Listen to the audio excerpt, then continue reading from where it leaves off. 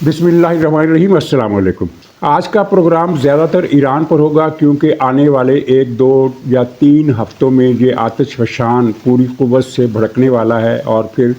اس کی راکھ کہاں کہاں تک جائے گی اور کیا کیا نقصان کرے گی وہ بھی ہمیں دیکھنا ہوگا۔ معاملات ایران میں اندازوں سے بہت زیادہ خراب ہیں اور زیادہ خراب ہوتے چلے جائیں گے، اور تھوڑا سا ذکر ہم کریں گے شام کا، جہاں اسرائیل کے پروجیکٹ کو بہت بڑا نقصان پہنچا ہے اور ایک ایسا کام ہوا ہے جس کی توقع نہیں تھی۔ شامی حکومت کی رٹ جو ہے وہ اب پہلے سے زیادہ علاقوں تک پھیل گئی ہے، اور وہ پلان جسے اسرائیل پوری قوت سے بڑھا رہا تھا اور جسے بائیڈن انتظامیہ کی پوری مدد حاصل تھی، لیکن ٹرمپ اس کے بارے میں تھوڑا سا متذبذب تھا اور اسرائیل کا اس طرح ساتھ نہیں دے رہا تھا جس طرح اسرائیل کا مطالبہ تھا، تو وہاں ایک انقلابی صورتحال پیدا ہو گئی ہے۔ اس کا بھی ہم ذکر کریں گے۔ تو آغاز کرتے ہیں۔ رائٹر کو ایرانی حکام نے بتایا ہے کہ مظاہروں میں جو ہلاک ہوئے ہیں ان کی مصدقہ کم سے کم مصدقہ تعداد، یعنی اس کے اپنے الفاظ ہیں کہ کم سے کم مصدقہ تعداد جو ہے وہ 5000 ہے۔ یہ ایرانی حکومت نے تسلیم کیا ہے اور 5000 کی گنتی دی ہے، لیکن ساتھ ہی یہ کہہ کر کہ کم از کم اور مصدقہ، اس کا مطلب یہ ہے کہ مرنے والوں کی تعداد بہت زیادہ ہے، اور یہ تعداد جو ہے وہ کم سے کم بتائی گئی ہے۔ اور اس سے پہلے یہ کہا جا رہا تھا کہ صرف 500 آدمی مرے ہیں، پھر کہا گیا کہ 2200 آدمی مرے ہیں، اب یہ 5000 کی گنتی ہے، لیکن گنتی بہت زیادہ ہے، اتنی زیادہ کہ کوئی یقین ہی نہ کرے۔ سنڈے ٹائمز نے لکھا ہے کہ 18000 سے زیادہ افراد کے قتل کی تصدیق ہو چکی ہے، اور تصدیق کیوں نہیں ہو رہی پوری طرح؟ اس لیے نہیں ہو رہی کہ انٹرنیٹ بند ہے، بہت محدود۔ اب ایرانی حکام نے کل اعلان کیا کہ ہم نے بحالی کر دی ہے، حالانکہ یہ بحالی صرف 2% ہے، یعنی کہ نہ ہونے کے برابر، کوئی فائدہ نہیں۔ لیکن بہرحال کچھ نہ کچھ اطلاعات پہنچ رہی ہیں، اور انٹرنیٹ سے زیادہ اطلاعات جو پہنچ رہی ہیں وہ ان افراد کے ذریعے پہنچ رہی ہیں جو ترکی کا سفر کرتے ہیں اور ایرانی ملکہ صوبوں میں آباد ہیں اور ترکی تک جاتے ہیں، ترکی کے بارڈر تک جاتے ہیں، وہاں بارڈر پر جا کر ان کا انٹرنیٹ چل جاتا ہے، اور پھر وہ انٹرنیٹ کے ذریعے تصویریں یا میسیجز برطانیہ میں، یورپ میں اپنے رشتہ داروں کو بھیج دیتے ہیں یا دوستوں کو۔ اور یہ ایسی خبریں ہیں کہ اگر یہ ساری خبریں میں اکٹھی کر دوں تو میرے خیال میں 5 6 گھنٹے کا پروگرام ہو جائے گا، اور اتنی زیادہ دردناک داستانیں ہیں کہ آپ کو تاب نہیں ہوگی ان کے سننے کی۔ حقیقت کیا ہے؟ حقیقت یہ ہے کہ بہشت زہرہ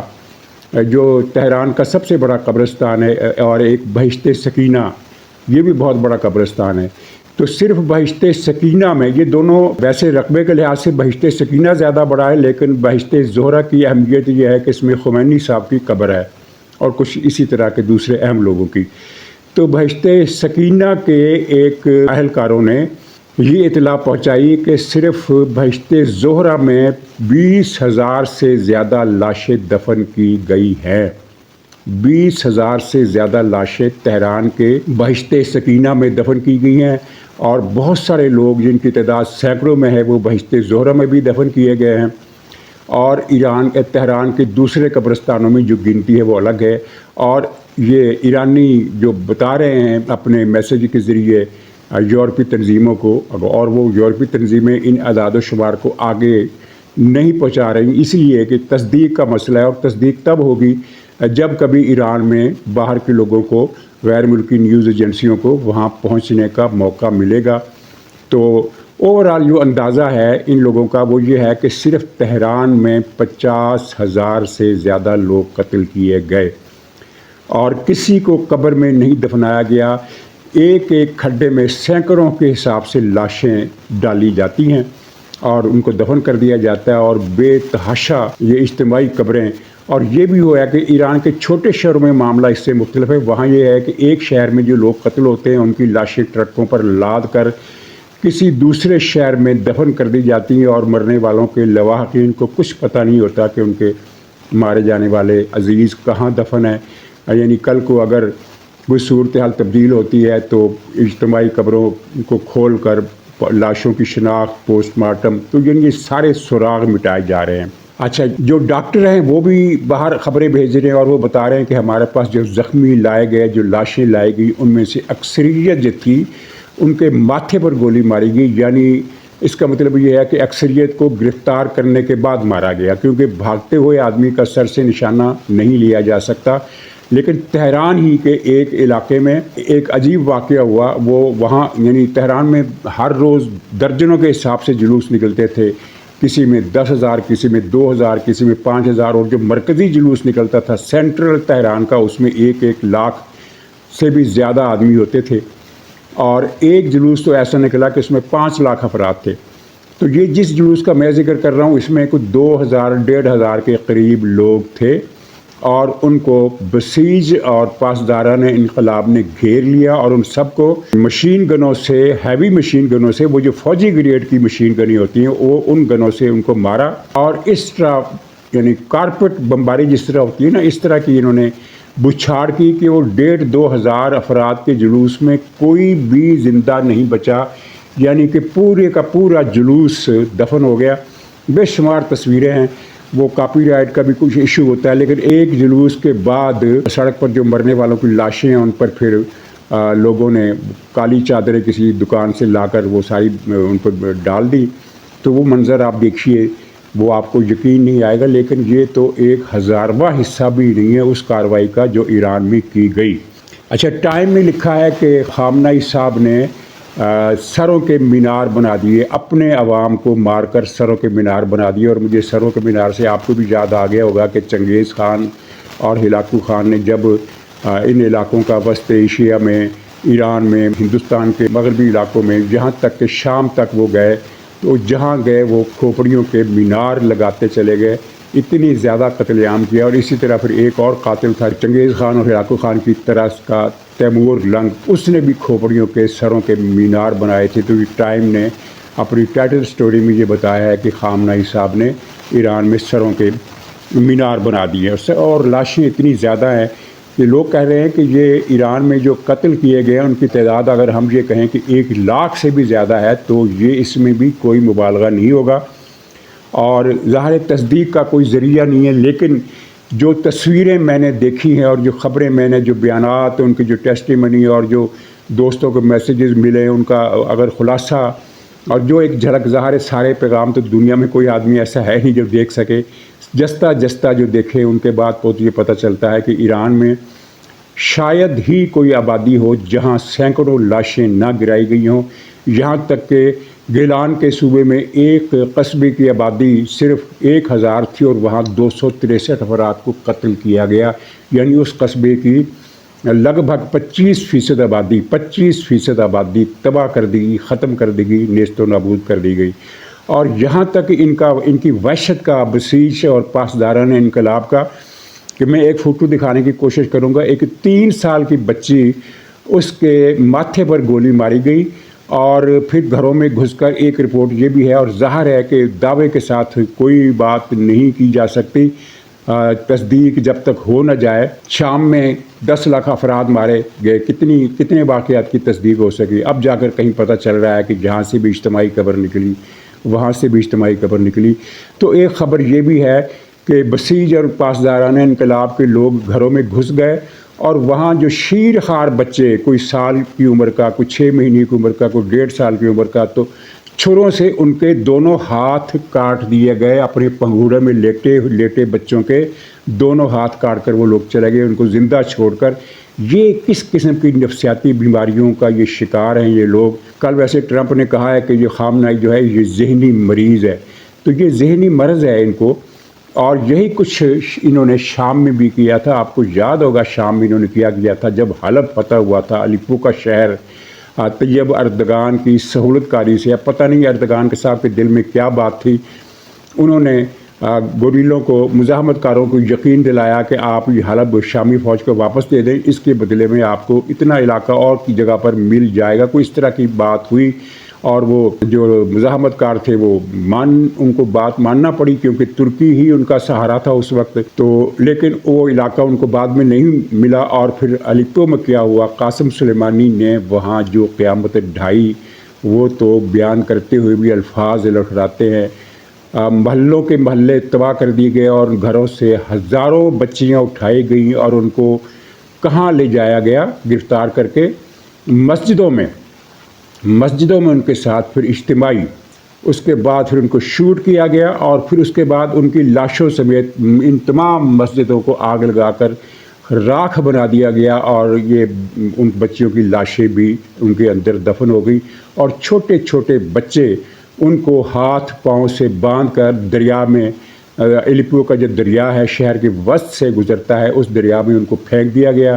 یعنی وہ اس طرح ڈوب کر مرے کہ ہاتھ بھی نہ ہلا سکیں۔ ویسے برسبیل تذکرہ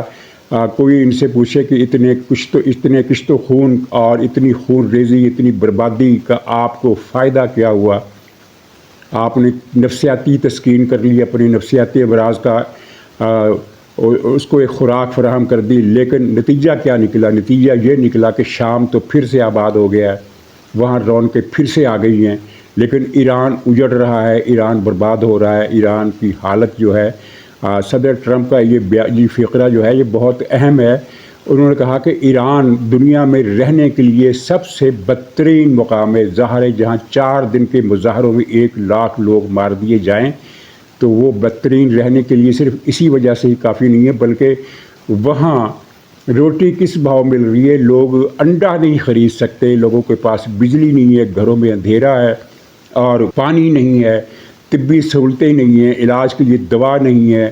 کچھ بھی نہیں رہا ہے ایران کے عوام کے پاس، اور ایران کے عوام اتنے ہی بے بس ہو گئے ہیں جتنے کہ صومالیہ، یہ ایتھوپیا کے جو قحط زدگان تھے ان کی تصویریں جو آیا کرتی تھی، اس طرح کی ایران میں حالات پیدا ہو گئے ہیں۔ تو آپ نے شام کو نہیں اجاڑا، آپ نے ایران کو اجاڑا ہے۔ اچھا، یہ واقعات اور بھی میں نے یہاں بہت سارے نیچے لکھے ہوئے، لیکن دل گھبراتا ہے ان کو بیان کرتے ہوئے۔ مثلا ایک خبر یہ بھی آئی ہے کہ پرائمری اسکول کی بچیوں پر کیمیائی بم پھینکے گئے، ان کا کیا حشر ہوا کچھ نہیں کہا جا سکتا۔ اور ساتھ ہی پھر یہ انٹرنیشنل میڈیا پر 1988 کے واقعات بھی تازہ کیے جا رہے ہیں، جب خمینی صاحب نے اپنی نگرانی میں لیفٹ کے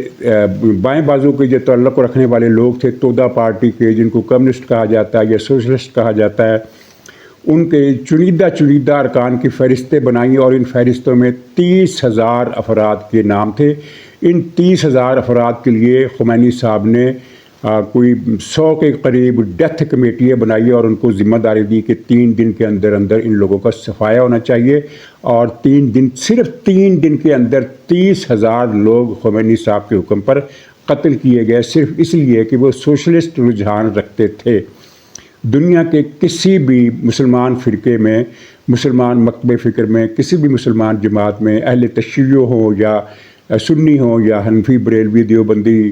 ندوی، جو بھی ہو، کسی مسلک میں، اسلام میں اس بات کی اجازت نہیں ہے کہ کسی شخص کو اس بنیاد پر قتل کر دیا جائے کہ وہ سوشلسٹ ہے یا وہ عیسائی ہے یا وہ ہندو ہے یا وہ سکھ ہے۔ نہیں قتل کیا جا سکتا سوائے اس شخص کے جو ریاست کے خلاف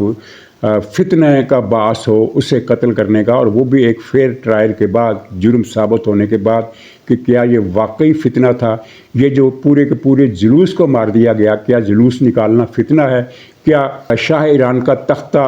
الٹنے کے لیے لاکھوں افراد کے جلوس نہیں نکلے تھے؟ تو یہ وہاں خمینی صاحب کے دور کی باتیں بھی یاد کی جا رہی ہیں، اور پھر یہ بھی خبریں آ رہی ہیں کہ جیلوں میں جو گرفتار عورتیں ہیں ان کو شوٹ کرنے سے پہلے ان کے ساتھ ریپ کیا گیا اور پھر ان کو شوٹ کیا گیا۔ ان کی تعداد بھی ہزاروں میں بتائی جاتی ہے ان لڑکیوں کی جو گرفتار ہوئی، اور ان سب کو پھر اجتماعی گڑھوں میں دفن کیا گیا۔ اچھا، اب صورتحال کے اندازے اور اشارے آپ کے سامنے ہیں۔ ایک تو صدر ٹرمپ نے کہا کہ وقت آ گیا ہے کہ مولوی خامنہ کی حکومت ختم کر دی جائے، اور دوسری طرف جو بلڈ اپ ہے وہ اب شروع ہو رہا ہے، جس کی تفصیل میں اپنے تقریباً ہر ولاگ میں بتا رہا ہوں تھوڑی تھوڑی۔ تو اس وقت صورتحال یہ ہے کہ اگلے 5 دنوں تک مشرق کی طرف سے 4 بحری جہاز، بحری بیڑے جن کو کہیے، امریکہ میں ان کو اسٹرائک گروپ کا نام دیا جاتا ہے، اور اسٹرائک گروپ میں ہر طرح کی چیزیں شامل ہیں، یعنی زمین پر اتر کر لڑنے والے فوجی بھی، میزائل بھی، ہر طرح کے میزائل بھی، ہر طرح کے بمبار طیارے بھی، جن میں کئی قسم کے جہاز شامل ہیں، مثلا F-35، B-52 اور B-2، صرف B-2، اور پھر اس کے علاوہ ان کا جو ایک بہت بڑا فائٹر ونگ ہے، 48واں فائٹر ونگ، 48 فائٹر ونگ یہ بھی اب مڈل ایسٹ کی طرف روانہ ہو گیا، اور خبریں یہ ہے کہ بڑی تعداد میں جہاز اردن میں اتارے جائیں گے۔ اردن میں ایک بہت بڑا امریکہ کا اڈا ہے، اور یہ بڑی دلچسپ بات ہے کہ یہ اڈا ہے تو اردن میں، لیکن وہاں جانے والے کو پتہ نہیں چلتا کہ یہ کس ملک میں ہے۔ یہ اردن، شام اور عراق تینوں ملکوں کا بارڈر جس کونے میں لگتا ہے اس کونے میں یہ عمارت ہے۔ یعنی تصور کریں کہ آپ اگر اس اڈے کی دیوار کے پاس کھڑے ہو جائیں اور اس دیوار پر ہاتھ رکھیں تو آپ کا ہاتھ ہوگا اردن کے اندر اور آپ خود کھڑے ہوں گے عراق کے اندر، اور دوسری طرف اگر آپ اس بلڈنگ اس دیوار کے پہلو کی جو دیوار ہے اس دیوار کے ساتھ آپ جا کر ہاتھ دیوار پر لگا کر کھڑے ہو جائیں تو آپ کا ہاتھ اردن کے اندر ہوگا اور آپ خود شام کے اندر ہوں گے، اور جو تیسری طرف کی جو دیوار ہے وہ اردن کے اندر ہے۔ یعنی وہ دیوار بھی، اس دیوار کے ساتھ اگر آپ کھڑے ہو جائیں تو آپ بھی اردن میں ہوں گے اور آپ کا ہاتھ بھی اردن میں ہوگا۔ ایک ایسی عمارت ہے۔ تو اس اڈے میں یہ ہتھیار اور جہاز پہنچائے جا رہے ہیں۔ اس کے علاوہ ٹرانسپورٹ تجارے بھی شامل ہیں۔ ٹرانسپورٹ تجاروں کو میں نے پہلے بھی عرض کیا تھا کہ یہ ایک اہمیت والی بات ہے کہ صرف بمباری کے لیے تو ٹرانسپورٹ تجاروں کی ضرورت نہیں ہوتی، ری فیولنگ کا پورا بریگیڈ کہہ لیجیے تجاروں کا وہ بھی ان کے ساتھ ہے۔ یعنی اتنی زیادہ تعداد میں کوئی بہت لمبی کارروائی۔ پھر یہی نہیں، اردن نہیں بلکہ زیادہ سینٹر آف گریوٹی بنا ہوا ہے، ان کی جو بلڈ اپ کا سینٹر بنا ہوا ہے وہ اردن سے زیادہ ڈیگو گارشیا کا جزیرہ ہے، جو میں نے غلطی سے کہہ دیا کہ 2000 کلومیٹر نہیں، وہ زیادہ شاید 3500 کلومیٹر دور ہے وہاں سے۔ لیکن یہ ڈیگو گارشیا کے اڈے سے حملے نہیں ہوں گے، وہاں صرف بلڈ اپ ہو رہا ہے، وہاں سے یہ طیارے آئیں گے خلیج عمان میں۔ اور یہ جو 4 جہاز میں نے ذکر کیا کہ مشرق کی طرف سے آ رہے ہیں، یہ بھی اسٹیشن ہوں گے خلیج عمان کے جنوب میں ایک ایسی مقام پر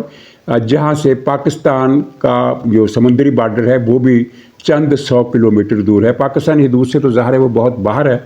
لیکن وہ پاکستانی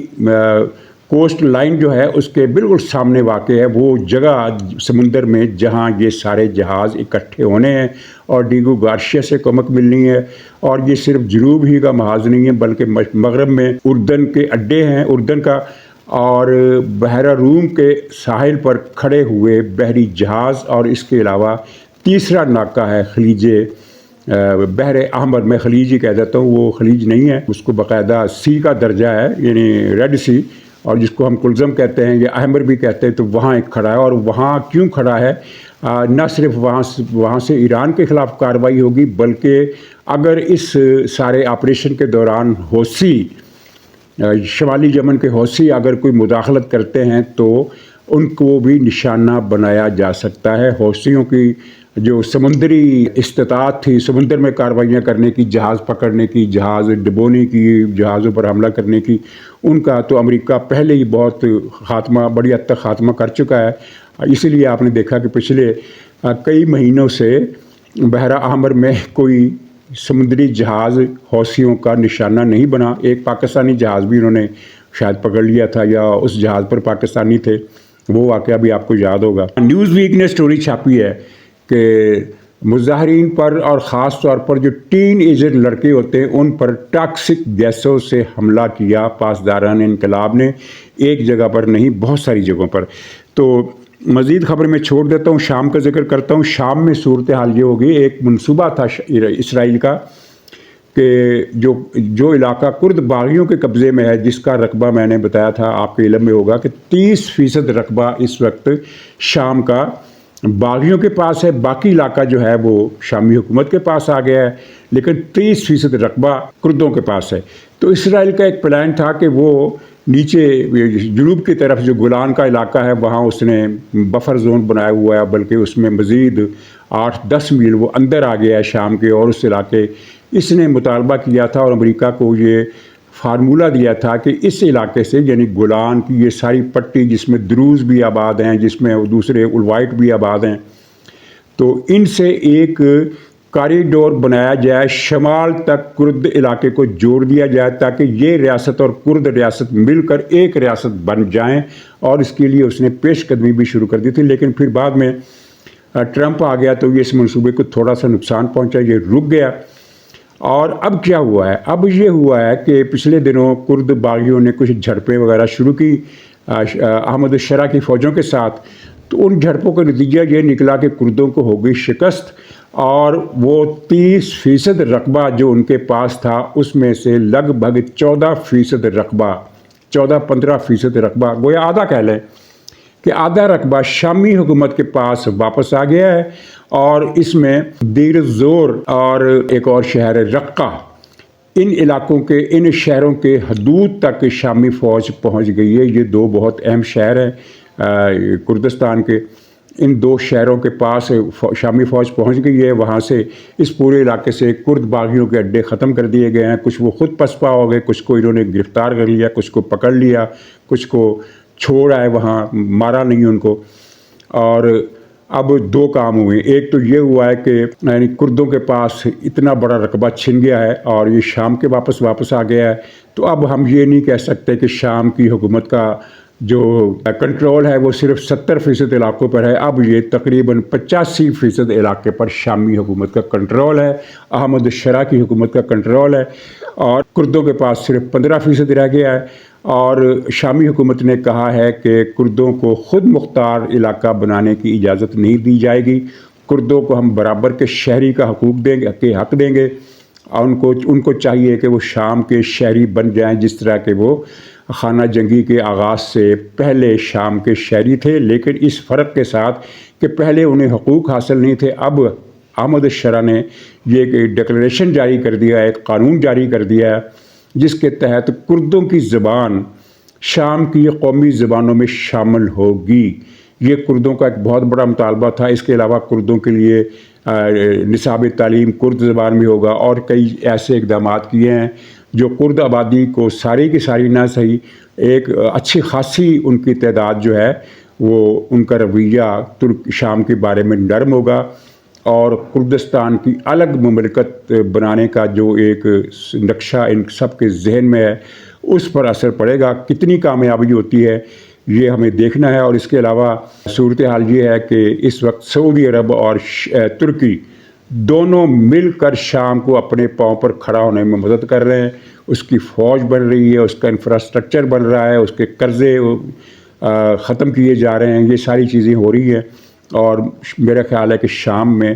جو ٹرانسفارمیشن ہے تباہی کی طرف سے ترقی اور تعمیر کی طرف، وہ چند برسوں میں اپنی رفتار پکڑ لے گی، اور شام پھر سے پہلے کی طرح، یعنی آج سے 50 سال پہلے کی طرح ایک پرامن اور مستحکم ملک بن جائے گا۔ اور سعودی عرب کی فتوحات تو ابھی جاری ہیں، ہمارات کے لشکر کو مار مار کر انہوں نے صومالی لینڈ میں بھی، صومالیہ میں بھی، سوڈان، سب سے زیادہ سوڈان میں اور لیبیا میں ان کو مار پڑی ہے، اور لیبیا یہ ہمارات اب زخم چاٹ رہا ہے۔ اور ہمارات سے یاد آیا، ایک بہت ضروری بات میں بتانا بھول گیا کہ عراق پر جو جلغار ہو رہی ہے اس میں اردن کے اڈے تو استعمال ہو رہے ہیں، عراق کا اڈا امریکہ نے پہلے ہی ختم کر دیا مکمل طور پر، وہاں سے چیزیں لے گیا العدید ایئر بیس۔ اور اب یہ خبر ہے کہ متحدہ عرب امارات نے امریکہ کو اڈے دینے پر آمادگی ظاہر کر دی ہے، یعنی کہ اب امارات کے ایئرپورٹ بھی ایران کے خلاف استعمال ہوں گے۔ ناظرین اجازت دیجیے، انشاءاللہ اگلے ولاگ میں پھر ملاقات ہوگی، تب تک کے لیے خدا حافظ۔